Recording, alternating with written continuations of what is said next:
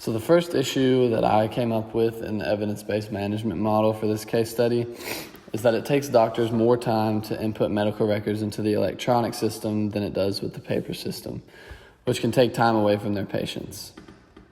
So 3 decisions that I came up with were to use the EMR system and increase the workload of doctors because it takes them more time to put the medical records into the system and they still have to see their patients. The second decision would be to keep paper records and let doctors spend more time with their patients, which would put the hospital at a disadvantage because other organizations are already putting this electronic system in and they would fall behind. The third decision would be to input the EMR system and figure out a way that doctors can use it while giving the patients the same quality of care that they gave when they had paper records. So the factors that go into these decisions are waiting times for patients, because if doctors are spending a lot more time putting records in to the computer, then they will obviously be spending less time with their patients and the waiting times will increase. The second factor is quality of care. So if they're focusing more on putting the records into the system and spending time doing that, then they will focus less on the quality of care that they're giving their patients. And the third factor is how hard the adjustment will be. So a lot of these doctors are used to the paper system. They don't want to change to the electronic system. They don't want to learn how to use it. So it just depends on how hard that adjustment from paper to electronic would be for them. So the decision that I came up with would be to input the EMR system and figure out a way that doctors can use that and at the same time still provide that same quality of care. Because other organizations are already putting this electronic system in, and studies show that it does increase patient services and quality of care. So they definitely need to have this electronic system. And they need to do it soon because they could fall behind other organizations pretty quickly.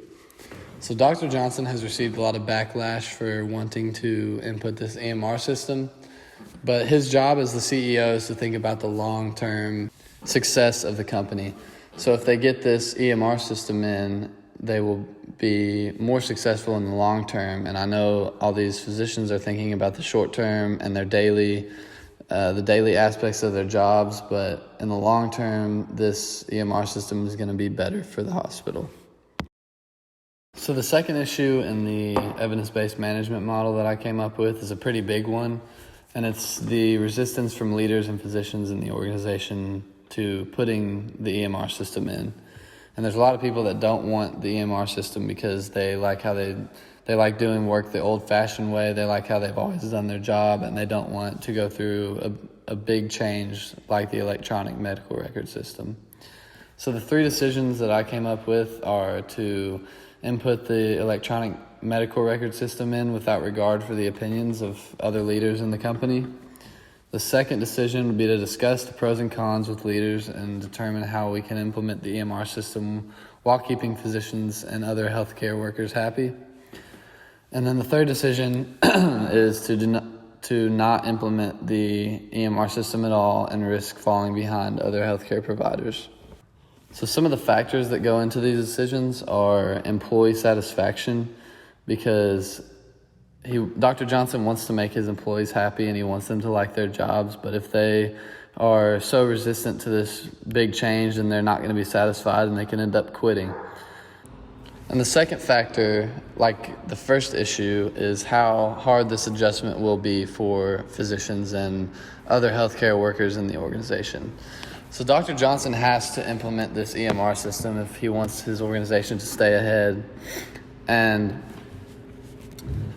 we know that a large number of physicians would rather work the old-fashioned way, but the best way for him to get these physicians on board is to discuss with them the implementation process of the EMR system.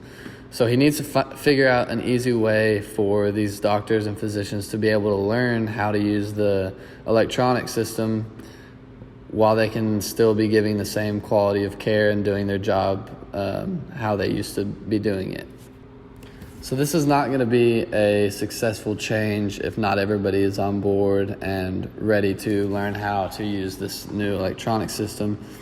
So Dr. Johnson needs to have a good IT department that can teach all the healthcare workers in the organization exactly how to use this new technology. Again, the goal here is long-term success for the organization. So if Dr. Johnson can figure out a way to teach physicians and other leaders in the company how to use this electronic system quickly and easily, then St. Vincent will be set up for long-term success.